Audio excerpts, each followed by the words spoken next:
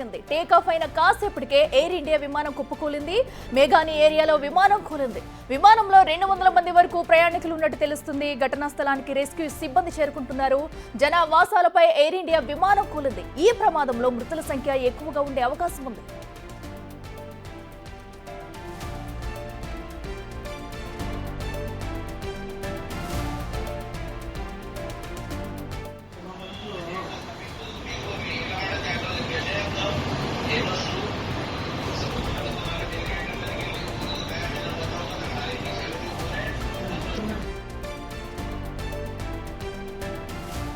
అహ్మదాబాద్ లో ఘోర విమాన ప్రమాదం జరిగింది. దానికి సంబంధించిన విజువల్స్ మనం బిగ్ టీవీ స్క్రీన్ మీద ఎక్స్క్లూజివ్ గా చూస్తున్నాము. మేఘాని ఏరియాలో విమానం ఒక్కసారిగా జనావాసాలపై కుప్ప కూలింది. సో మనం స్క్రీన్ మీద చూడొచ్చు. విమానం కూలిన తర్వాత కూడా దట్టమైన పొగ మొత్తం అంతా కూడా చుట్టుపక్కల ప్రాంతంలో కమ్ముకుందని చెప్పాలి. సో ఆ పొగ చూస్తుంటేనే అర్థమవుతుంది ఆ ప్రమాదం ఎంత తీవ్రంగా ఉందనేది కూడా. సో అటు ఎయిర్ ఇండియా విమానం అయితే ఏదైతే కొన్ని సాంకేతిక లోపాలతో అటు జనావాసాలపై కుప్ప కూలినట్లుగా కూడా సమాచారం అందుతుంది. అయితే దీంట్లో ఇప్పటి వరకు సుమారుగా 130 మంది వరకు ప్రయాణికులు ఉన్నట్టు కూడా సమాచారం అందుతుంది. అయితే ప్రస్తుతం వాళ్ళ పరిస్థితి ఎలా ఉంది ఏంటి అనేది కూడా ఇంకా డీటెయిల్స్ అయితే తెలియాలి. ప్రస్తుతం విమానం కుప్పకూలిపోయిన తర్వాత విజువల్స్ అయితే మనం చూస్తున్నాము అక్కడ.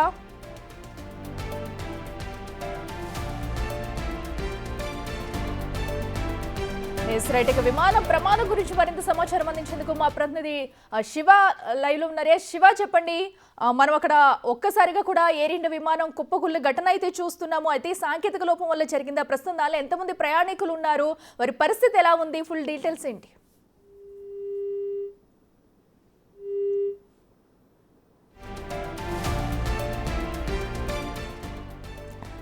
అహ్మదాబాద్ లో ఘోర విమాన ప్రమాదం జరిగింది. టేక్ ఆఫ్ అయిన కాసేపటికే ఎయిర్ ఇండియా విమానం కుప్పకూలింది.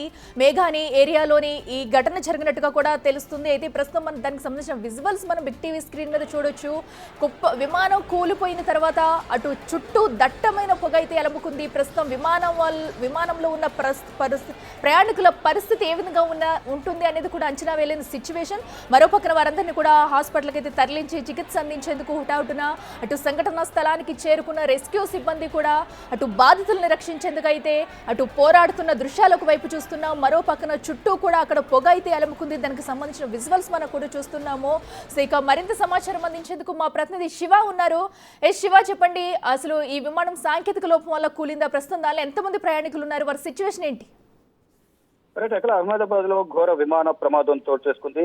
ఎయిర్ ఇండియా విమానం కూలిపోయినట్లుగానే తెలుస్తోంది. అంటే విమానం దాదాపు 242 మంది ప్రయాణికులు ప్రయాణిస్తున్నారు. ప్రజెంట్ ఘటనా స్థలానికి ఫైర్ ఇంజిన్ చేరుకుని అక్కడ మంటలను ఆపే ప్రయత్నం చేస్తున్నారు. ఎయిర్పోర్ట్ కు సమీపంలోనే విమానం కుప్పకూలింది. టేక్ ఆఫ్ అయిన కాసేపటికే విమానం కూలినట్లుగా కూడా తెలుస్తోంది. మేఘాని ఏరియాలో ఈ విమానం కూలింది. అహ్మదాబాద్ నుంచి లండన్ ఈ విమానం వెళ్తున్నట్లుగా కూడా తెలుస్తోంది. అయితే దాదాపు 242 మంది ప్రయాణికులు దాంట్లో ఉన్నప్పటికీ 200 మంది ప్రాణాలు కోల్పోయారనేది ప్రధానంగా ఒక అంచనా అయితే వేస్తున్నారు. దీనికి సంబంధించి అధికారిక సమాచారం అయితే ఇంకా తెలియాల్సింది. మొత్తం అత్యవసర సేవలు అనేది కొనసాగుతున్నాయి. సంఘటనా స్థలంలో ఎమర్జెన్సీ విభాగం అంతా కూడా, మెడికల్ టీం అంతా కూడా అక్కడ చేరుకుని అక్కడ ఉన్న వారందరూ కూడా అయితే ప్రాణాలతో ఉన్నారు, తీవ్రంగా గాయపడి ఉన్న వారందరూ కూడా సమీపంలోని ఆసుపత్రికి తరలించి వారికి మెరుగైన చికిత్స అందించేందుకు అయితే ప్రయత్నాలు చేస్తున్నారు. కానీ దానిలో దాదాపు 242 మంది ప్రయాణికులు ప్రయాణిస్తున్నారు. 200 మంది వరకు కూడా ప్రాణాలు కోల్పోయారు అనేది కూడా కొంత సమాచారం అయితే అందుతోంది. దీనికి సంబంధించి ఎయిర్పోర్ట్ అథారిటీ కానీ, అక్కడున్న ప్రభుత్వం కానీ, గుజరాత్ ప్రభుత్వం కానీ దీనికి సంబంధించి అధికారిక సమాచారం అయితే ఇవ్వాల్సింది.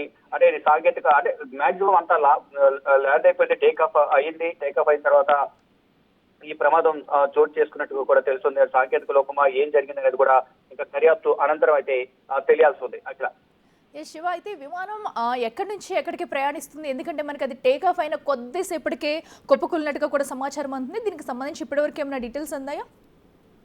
అంటే అహ్మదాబాద్ నుంచి లండన్ వెళ్తుంది. టేక్ ఆఫ్ అయిన కొద్దిసేపటికే ఎయిర్పోర్ట్ సమీపంలోనే ఈ విమానం అనేది కూలిపోయినట్లుగా, టేక్ ఆఫ్ అయిన కాసేపటికే ఆ విమానం కూలిపోయింది. అంటే అక్కడ ప్రమాదం దేని వల్ల జరిగింది అనేది కూడా ఇంకా గుర్తించలేదు. కానీ ఇప్పుడు ప్రమాదం వల్ల ఎంతమంది ప్రాణాలు కోల్పోయారనేది ఇప్పుడు అంచనా అయితే వేస్తున్నారు. కానీ ప్రాణ నష్టం అయితే తీవ్రంగా ఉంది అనేది తెలుస్తోంది.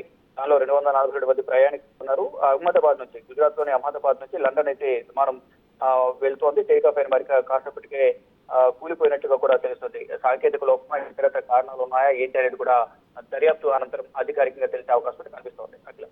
ఎస్, ప్రస్తుతం అక్కడ బాధితుల పరిస్థితి ఏ విధంగా ఉంది? కొంతమంది అయితే హుటాహుటిన హాస్పిటల్కి తరలించిన దృశ్యాలు కూడా మనం చూస్తున్నాము. సో అక్కడ మిగతా వారి పరిస్థితి ఏంటి? సహాయక చర్యలు ఎలా కొనసాగుతున్నాయి?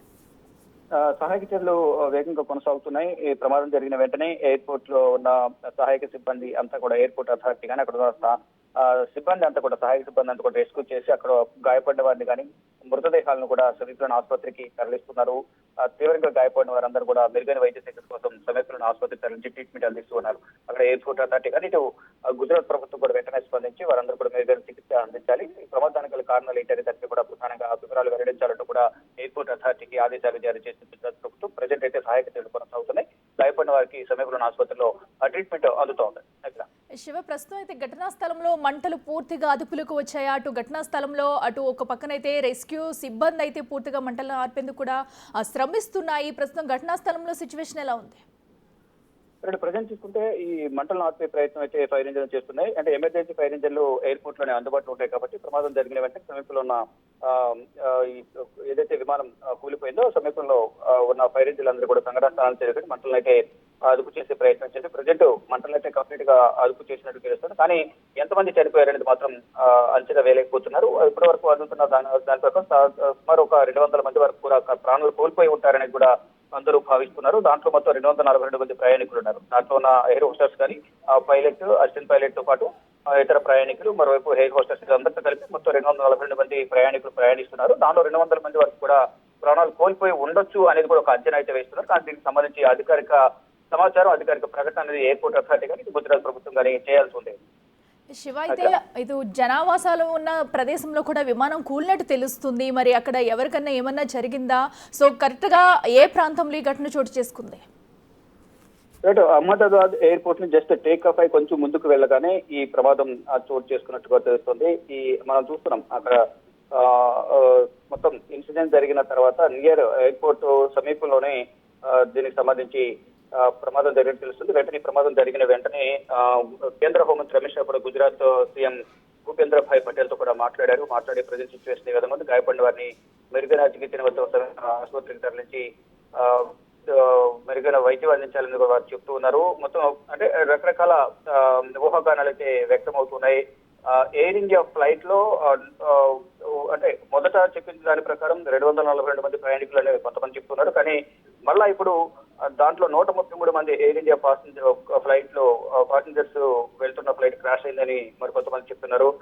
మొత్తం అధికారికంగా దీనికి సంబంధించి అయితే ప్రభుత్వం కానీ అక్కడ ఉన్న ఎయిర్పోర్ట్ అథారిటీ కానీ ఎయిర్ ఇండియా కానీ దీనికి సంబంధించి ఎంతమంది ప్రయాణికులు ఉన్నారు, ఎంతమంది చనిపోయారు, ఎంతమంది గాయాలయ్యాయి, ఎంతమందిని క్షతగాత్రులను ఆసుపత్రికి తరలించారు, ట్రీట్మెంట్ అందిస్తున్నారు అనేది కూడా తెలియాల్సింది. కానీ ఇప్పుడే ఈ ప్రమాదానికి సంబంధించి కేంద్ర హోంమంత్రి అమిత్ షా గుజరాత్ సీఎం భూపేంద్ర భాయ్ పటేల్ కు ఫోన్ చేసి ప్రజెంట్ సిచ్యువేషన్ ఏ విధంగా ఉందనే దానిపై ఆరా తీస్తున్నట్టుగా తెలుస్తోంది. అట్లా శివ, అయితే అటు ప్రయాణికుల్ని ఎక్కించిన తర్వాత కూడా అటు విమానం టేకాఫ్ కు ముందే విమానం మొత్తం కూడా అక్కడ క్షుణ్ణంగా పరిశీలిస్తారు. సో బట్ అలాంటిది టేకాఫ్ అయిన కొద్దిసేపటికే క్రాష్ అవ్వడం అనేది కూడా దీనికి గల ప్రధాన కారణాలు ఏముంటాయనుకోవచ్చు? ఎందుకంటే సాంకేతిక లోపం తలెత్తినా కూడా ఇంత వేగంగా క్రాష్ అవ్వడాన్ని అసలు ఎలా చూడాలంటారు?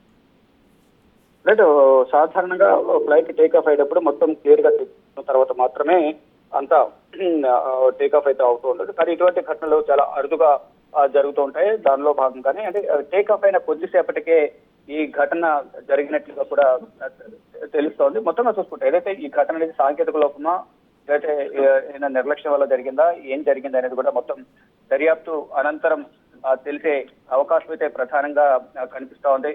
మొత్తం దీనికి సంబంధించి ఇప్పటికే కేంద్ర హోంమంత్రి అమిత్ షా ఇప్పటికే గుజరాత్ సీఎం తో మాట్లాడుతున్నారు, సమాచారం తెలుసుకుంటూ ఉన్నారు.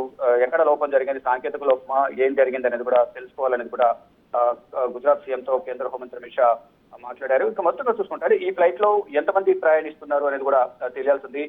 మేఘాని నగర్ సమీపంలో ఈ ఘటన జరిగినట్లుగా కూడా తెలుస్తోంది. అంటే ఏదైతే అహ్మదాబాద్ ఎయిర్పోర్ట్ నుంచి కొంచెం ముందుకు వెళ్ళిన తర్వాత మేఘాని నగర్ ఏరియాలోనే ఈ ఘటన జరిగినట్టు తెలుస్తోంది. ప్రజెంట్ ఎమర్జెన్సీ సర్వీసులన్నీ కూడా కొనసాగుతూ ఉన్నాయి. ఘటన జరిగిన తర్వాత సమీపంలో ఉన్న ఫైర్ ఇంజిన్లన్నీ కూడా ఘటనా స్థలాన్ని చేరుకుని మొత్తం మంటలన్నీ కూడా ఆర్పేశాయి. సహాయక చర్యలు అయితే ప్రజెంట్ కొనసాగుతున్నాయి. ఇక ప్రతిక్షణం కూడా కేంద్ర హోంమంత్రి అమిత్ షా కానీ కేంద్ర మంత్రివర్గం మంత్రులతో కూడా ఎప్పటికప్పుడు గుజరాత్ ముఖ్యమంత్రితో అక్కడ అధికారులతో మాట్లాడి సహాయ చర్యలు ఏ విధంగా కొనసాగుతున్నాయి, ప్రజెంట్ సిచ్యువేషన్ ఏ విధంగా ఉంది అనే అంశాలపై వారితో మాట్లాడుతున్నట్టుగా